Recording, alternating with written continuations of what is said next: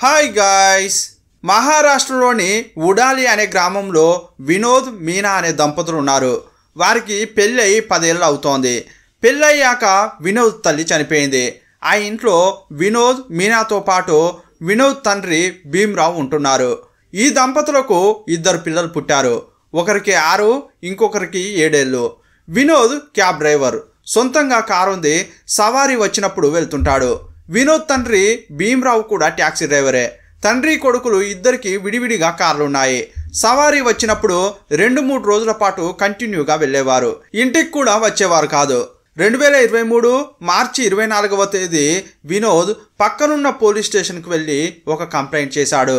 గత 2 రోజులుగా మా నాన్న భీమ్రావ్ కనిపించట్లేదని ఫిర్యాదు ఇచ్చాడు. మీ నాన్న ఎక్కడికైనా సవారీకి వెళ్ళి ఉంటాడని పోలీసులు చెప్పారు. వెళ్ళే క్రమంలో ఫోన్ పోయి ఉండొచ్చు, లేకుంటే ఛార్జింగ్ అయిపోయి ఉండొచ్చు. అందువల్ల 2-3 రోజులు వెయిట్ చేయమని చెప్పారు. అప్పుడు కూడా మీ నాన్న నుంచి సమాచారం లేకుంటే కంప్లైంట్ తీసుకుంటామని పోలీసులు చెప్పారు. మరుసటి రోజు అదే పోలీస్ స్టేషన్కు ఒక సమాచారం వచ్చింది. పోలీస్ స్టేషన్కు సమీపంలో ఒక ఫ్లైఓవర్ ఉంది. దాని కింద జనసంచారం అంతగా ఉండదు. అక్కడ ఒక డెడ్ బాడీ పడి ఉన్నట్లు సమాచారం వచ్చింది. వెంటనే అక్కడికి వెళ్ళిన పోలీసులు ఒక ముసలాయనను గొంతు కోసి హత్య చేసినట్లు గుర్తించారు. గొంతు, ఛాతీలో కత్తితో పొడిచిన ఆనవాళ్లున్నాయి. అతన్ని గుర్తుపట్టకూడదని ముఖాన్ని ఛిద్రం చేశారు. చనిపోయింది వృద్ధుడని తెలిసింది, కానీ అతడు ఎవరో తెలియలేదు. డెడ్ బాడీని చూసిన పోలీసులు వెంటనే వినోద్కు కాల్ చేసి సంఘటన స్థలానికి పిలిచారు.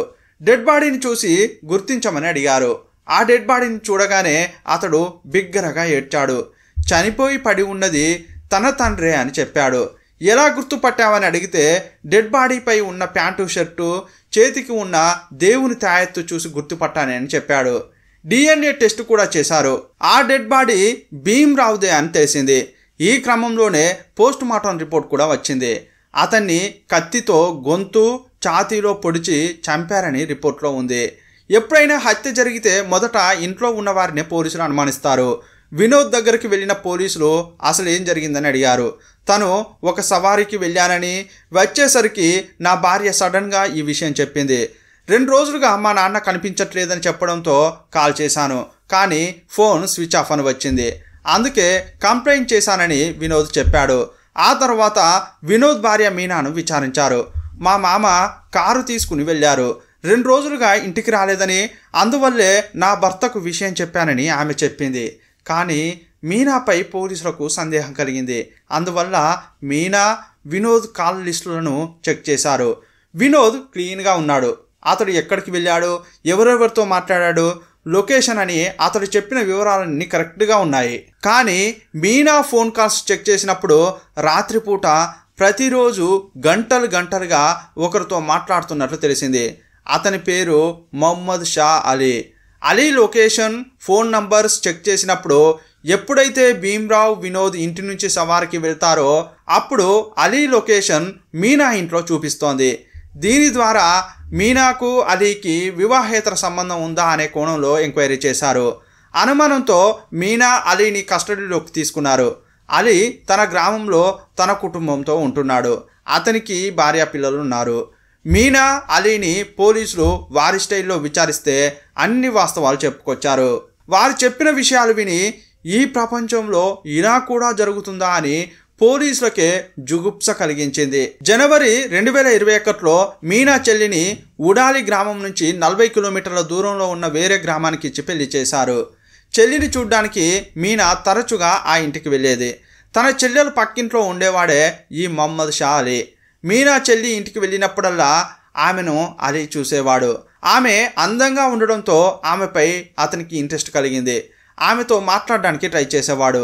అతనికి తనపై ఇష్టం కలిగిందని మీనాకు కూడా అర్థమైపోయింది.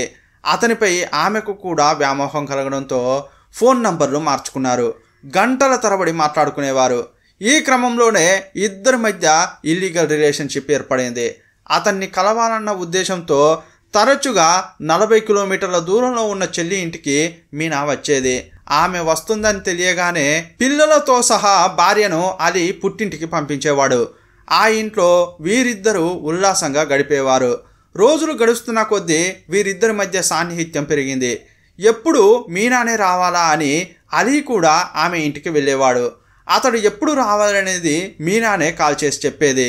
వినోద్, భీమ్రావ్ ఎప్పుడైతే సవారీకి 2-3 రోజులు బయటకు వెళ్తారో అప్పుడు అలీని ఇంటికి పిలిచేది. అతడు కూడా వచ్చేవాడు. రాత్రి పిల్లలు పడుకున్న తర్వాత వేరే గదిలో వీరు శారీరకంగా కలిసేవారు. తరచుగా 2-3 రోజుల పాటు అతడు ఇంట్లోనే ఉండేవాడు. ఎవ్వరు ఎంత గుట్టుగా తప్పు చేసినా అది ఏదో ఒక రోజు బయటపడుతుంది. అలాగే ఒకరోజు భీమ్రావ్ దగ్గర మీనా దొరికిపోయింది. 3 రోజులు సవారీకి వెళ్తున్నా అని చెప్పి బయలుదేరిన మామ సవారీ క్యాన్సిల్ కావడంతో ఒకే రోజులో తిరిగి వచ్చాడు. రాత్రి 10 గంటలకు ఇంటికి వచ్చి తలుపు తడితే చాలాసేపు తలుపులు తెరవలేదు. ఇంట్లో ఉన్న మీనా, అలీ చాలా భయపడిపోయారు. భీమ్రావుకు ఎలా సర్ది చెప్పాలా అని మీనా వణికిపోయింది. చివరకు తలుపులు తెరిచింది. ఇంట్లోకి వచ్చిన మామ అలీని చూశాడు. అతడెవరు అని మామ అడిగితే అతని పేరు అలీ అని, అతడు మా చెల్లెలు ఇంటి పక్కనే ఉంటారని చెప్పింది. ఏదో పని మీద మన గ్రామానికి వచ్చారు. అతని బైక్ రిపేర్ అయిందట. రాత్రి మెకానికులు లేరని, మనం తెలిసిన వారం కావడంతో మన ఇంటికి వచ్చాడని చెప్పింది. ఆపదలో ఉన్నారని ఈ రాత్రికి ఉండమని చెప్పా అని మామకు చెప్పుకొచ్చింది. ఆమె చెప్పేది నమ్మేటట్లు ఉండడంతో తన రూమ్కు వెళ్ళి భీమ్రావ్ పడుకున్నాడు. కానీ రూమ్లోకి వెళ్ళిన తర్వాత భీమ్రావ్కు చాలా అనుమానం కలుగుతోంది. నేను, నా కొడుకు తరచుగా సవారీ అని బయటకు వెళ్తుంటాం. ఈమె ఒంటరిగా ఇంట్లో ఉంటుంది. ఒకవేళ తను ఒంటరిగా ఉంటున్నందున తన పాటున తను ఎవరినైనా తీసుకుని వచ్చి ఉల్లాసంగా గడుపుతుందా అని అనుమానపడ్డాడు. అందువల్ల కోడలిని టెస్ట్ చేశాడు. కొన్ని రోజుల తర్వాత వినోద్ పెద్ద సవారీ ఉందని చెప్పగానే తనకు కూడా ఉందని భీమ్రావ్ కూడా చెప్పాడు. నేను కూడా 3 రోజులు ఇంటికి రానని అబద్ధం చెప్పి వినోద్తో పాటు ఇంట్లోంచి వెళ్ళిపోయాడు. బయట తిరిగి రాత్రి 10 గంటలకు ఇంటికి వెళ్ళాలనేది అతని ప్లాన్. అనుకున్నట్లుగానే రాత్రి 10 గంటలకు వచ్చాడు. చాలాసేపు తలుపు తట్టినా కోడలు తీయలేదు. అలీ ఇంట్లోనే ఉండి ఉంటాడని అతడు సందేహపడ్డాడు. ఎందుకంటే ఇంటికి సమీపంలోని ఒక చెట్టు కింద అతని బైక్ పార్క్ చేశాడు. చాలాసేపు తలుపు తట్టిన తర్వాత మీనా తెరిచింది. లోపల చూస్తే అలీ ఉన్నాడు. ఏంటమ్మా, మళ్ళీ ఇతడు ఇంట్లో ఉన్నాడు అని అడిగితే డబ్బు ఇవ్వడానికి వచ్చాడని ఆమె చెప్పింది. ఇంటి పనులు చేపిస్తుండగా ₹1,00,000 అవసరపడిందని, అప్పు అడిగితే ఇవ్వడం కోసమే అతడు వచ్చాడని సర్ది చెప్పింది. భీమ్రావును చూడగానే అలీ కూడా డబ్బిచ్చి తిరిగి వెళ్తున్నట్లు యాక్టింగ్ చేశాడు. ఇదంతా భీమ్రావుకు నమ్మశక్యంగా అనిపించలేదు. అదే టైంలో మీనాకు కూడా అనుమానం కలిగింది. మామ తనపై సందేహపడుతున్నారా, అనుమానంతో నన్ను టెస్ట్ చేయడానికే ఇలా వచ్చారా అని అనుకుంది. అందువల్ల వెంటనే అలీకి కాల్ చేసి ఇంకోసారి మా ఇంట్లో కలుసుకోవడం కుదరదని, కావాలంటే నేనే మీ ఊరికి వస్తానని చెప్పింది. ఆ తర్వాత మా చెల్లిని చూసొస్తానని తరచుగా ఆ ఇంటికి మీనా వెళ్ళేది. అలీతో ఉల్లాసంగా గడిపేది. కుదిరితే అలీ ఇంట్లో, లేకుంటే ఏదైనా లాడ్జ్లో కలుసుకునేవారు. ఇదంతా భీమ్రావ్ కనిపెట్టాడు. మీనా ఎటు వెళ్తోంది, ఎవరిని కలుస్తోంది అని అంతా వాచ్ చేశాడు. మీనాకు అలీకి మధ్య వివాహేతర సంబంధం కొనసాగుతోందని కనిపెట్టాడు. తన కొడుకు తను ఇంట్లో లేనప్పుడు అతను మా ఇంటికి వస్తున్నాడని, లేదంటే మీనా అతని ఇంటికి వెళ్తోందని, అది కూడా కుదరకుంటే లాడ్జికి వెళ్తున్నారని తెలుసుకున్నాడు. ఈ విషయం గురించి కోడలతో మాట్లాడాలని వెయిట్ చేశాడు. కొన్ని రోజులకు సవారీ ఉందని వినోద్ వెళ్ళిపోయాడు.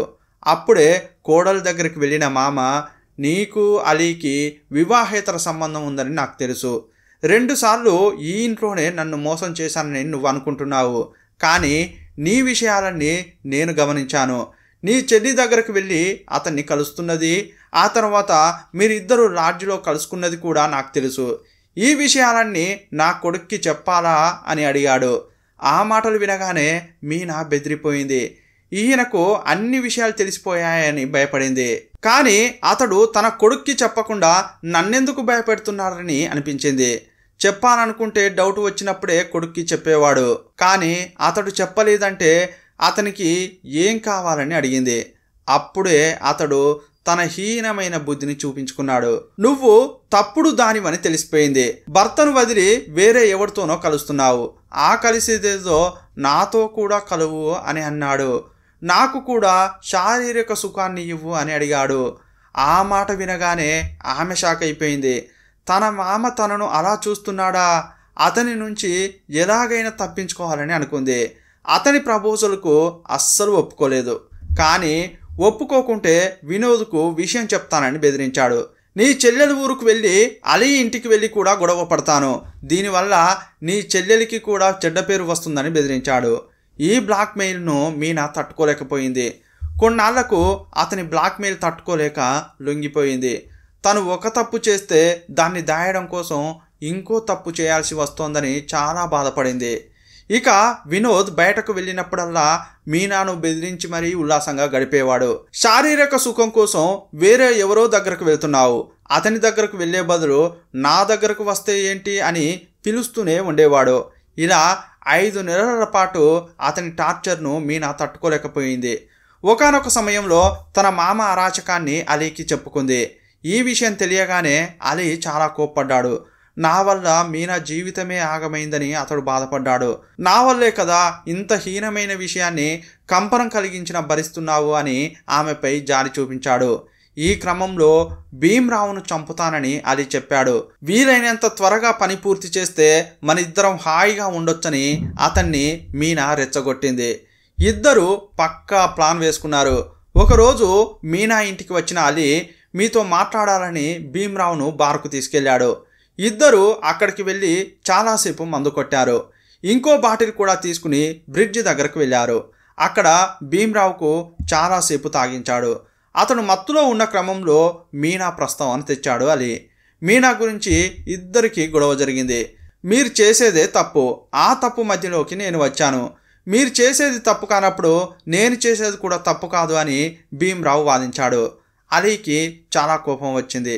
భీమ్రావుతో మాట్లాడి ప్రయోజనం లేదని తను తెచ్చుకున్న కత్తి తీసి భీమ్రావు గొంతు ఛాతిలో పొడిచి చంపేశాడు. డెడ్ బాడీని గుర్తించకూడదని తలపై బండరాయితో మోదాడు. ఆ తర్వాత అలీ తన ఇంటికి వెళ్ళిపోయాడు. ఇంకోవైపు మీనా కూడా మామ కనిపించట్లేదని నాటకం మొదలుపెట్టింది. ఇక మామ పీడ విరగడైంది. తను అలీ కలుసుకోవడానికి అడ్డే లేదని అనుకుంది. కానీ పోలీసుల విచారణలో ఇదంతా బయటకు వస్తుందని ఊహించలేకపోయారు. ఈ కేసు పూర్వాపరాలు తెలుసుకున్న వినోద్ గుండె పగిలిపోయింది. తన భార్య తనను మోసం చేసింది, కానీ భార్య మధ్యలో వచ్చింది. తండ్రితో పుట్టినప్పటి నుంచి ఉంటున్నాడు.